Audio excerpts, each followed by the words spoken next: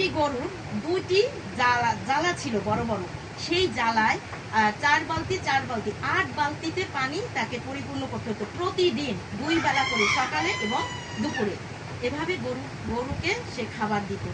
তো সে খ্যার কাটতো, খ্যারগুলি ধুয়ে তারপরে সেগুলি চারের মধ্যে দিত এবং চারে 8 বালতি পানি দিত। তারপরে ভুসি দেওয়া হতো, ভুসি দেওয়ার পরে সেটা মিশাইতো, মিশানোর পরে সেগুলিকে গরুকে দেওয়া হতো, গরু সেটা খাইতো। এভাবে প্রতিনিয়ত সেই মহিলা, সেই গৃহবধূটি প্রতিদিন এভাবে তার কাজ, সে ডিউটি পালন করছে। একদিন হঠাৎ করে সে ওইভাবেই খাবার দিয়েছে। যখন তাকে খাবার দেওয়া হলো, গরুকে খাবার দেওয়া হলো, গরু খেতে পারছে না। কেন গরু খেতে পারছে না? এখন সে অল্প বয়সের একটি মেয়ে, সে তো আর জানে না যে গরু কেন খায় না। তো গৃহকর্তা সে কাজ করে বাসায় আসছে, বাসায় এসে দেখে যে 2টি চারিতেই খাবার বোঝাই আছে, কিন্তু গরুতে খায় না। কেন গরুতে খায় নাই? তো গৃহবধূ সে বলে, বাবা আমি তো জানি না কেন খায় না। সে তখন কি করলো, সে পুত্রবধূকে মারলো, মেরে সেই ঘরে যত খাবার ছিল সেই খাবারগুলি ফেলে দিল। দুপুরের খাবার সে রান্না করেছে, এখনো কেউ খায়নি খাবারগুলি, যে সবাই খাবে, সেই খাবারগুলি কি করলো, পুকুরের মধ্যে ফেলে দিল। তো ফেলে দিল কি কারণে? সে কোনো কিছু জানতে চাইলো না যে কেন গরুতে এই খাবারগুলি খায়নি। কিন্তু সে তার একটা কথা, কেন গরুতে খায়নি এই খাবারগুলি, নিশ্চয় এই চার সুন্দর করে পরিষ্কার করা হয় নাই, খ্যার যে কাটা হয়েছে সেই খ্যার সুন্দর করে ধোয়া হয়নি, হয়তো কোনো বাসি খাবার ছিল, সেই খাবারের মধ্যে আবার খাবার দেওয়া হয়েছে, সেজন্যই হয়তো এই গরু আমার গরুতে কেন খেতে পারলো না। সেজন্য তার পুত্রবধূকে সাথে সাথে সে মারলো এবং সে সেই ঘরের খাবারগুলি ফেলে দিল। তো এখন সেই গৃহবধূ সে বুঝতে পারলো না যে আসলে গরুকে কেন খায় না। তখন সারাদিন হয়ে গেল সেই গৃহবধূ না খাওয়া, পরে শেষে তার শাস্তি হলো যে পরিবারের প্রত্যেকের কাছে পা ধরে ক্ষমা চাইতে হবে। আর তখন সে পরিবারের কাছে সবার, ছোট বড় সবার কাছে ক্ষমা চায় যে আমি রীতিমতো কাজ করব, আমার ভুল হয়ে গেছে, হয়তো কাজের মধ্যে কোনো ভুল ছিল, এর জন্য ভুল হয়ে গেছে, আমাকে ক্ষমা করে দেন। সেই ছোট থেকে সবার পা ধরে ধরে ক্ষমা চাইল। তারপরে বিকেলে ওই যত খাবার সব ফেলে দেওয়া হলো, ফেলে দেওয়ার পরে নতুন করে আবার খাবার দেওয়া হলো, কিন্তু সেই খাবারও এই গরুতে খেতে পারছে না। তারপরে আমি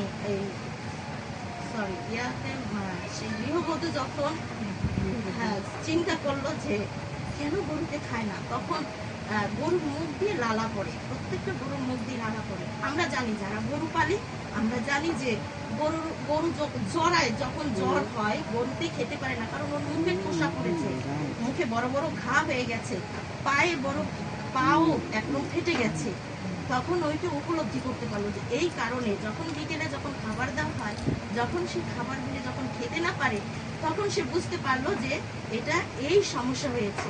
তখন সে পরিবারের কাছে উপস্থাপন করলো যে আসলে গরুর প্রত্যেকটি মুখে ঘা হয়েছে, যার কারণ ও খেতে পারে না ওরা, এর জন্য ওদের জন্য ডাক্তারের প্রয়োজন আছে। এটি যখন উপস্থাপন করা হলো, তখন ডাক্তার আসলো, ডাক্তার এসে তখন সেই গরুদেরকে কি করলো, সেবা দিল। তারপরে 2-3 দিন পরে গরুতে খাবার খায়। এই আত্মসাক্ষ্যটা এই কারণে বলা হলো যে আমরা জাগতিক মানুষ, দানিয়েলকে যেভাবে সিংহের গর্তে ফেলে দিয়েছিল, ঈশ্বর রক্ষা করেছে। আমরা মানুষ, আমাদের জীবনে এরকম অনেক ঘটনা আছে, আত্মকাহিনী আছে, যে কাহিনীগুলি ঢাকা পড়ে আছে, কিন্তু ঈশ্বর প্রত্যেকটি মুহূর্তে রক্ষা করেছে। কি রক্ষা করেছে? সবাই বলি আমেন, আমেন। ঈশ্বর প্রত্যেকটি মুহূর্ত রক্ষা করেছে। সেই মহিলার জীবনে অনেক ঘাত প্রতিঘাত ছিল, শুধু একটা ঘটনা না, হাজার হাজার ঘটনা আছে, যে ঘটনাগুলি গুপ্ত রহিয়াছে, কিন্তু সে সমস্ত ঘটনা থেকে ঈশ্বর প্রত্যেকটি মুহূর্তে তাকে রক্ষা করেছে। এর জন্য আমি আজ এই দানিয়েলের কাহিনীটা আমি চিন্তা করলাম যে আমি দানিয়েলের কাহিনীটি বলতে চাই, কারণ দানিয়েলকে ঈশ্বর যেরকম রক্ষা করেছে, আমাদের জীবনেও এরকম অনেক ঘটনা রয়েছে যে ঈশ্বর প্রতিটি মুহূর্তে রক্ষা করে। কারণ কেন রক্ষা করেন? দানিয়েল যেরকম ঈশ্বরকে ভালোবাসতেন, ঠিক আমরা যদি ঈশ্বরকে ভালোবাসি, ঈশ্বর আমাদেরকেও বিভিন্ন হাত থেকে রক্ষা করবেন।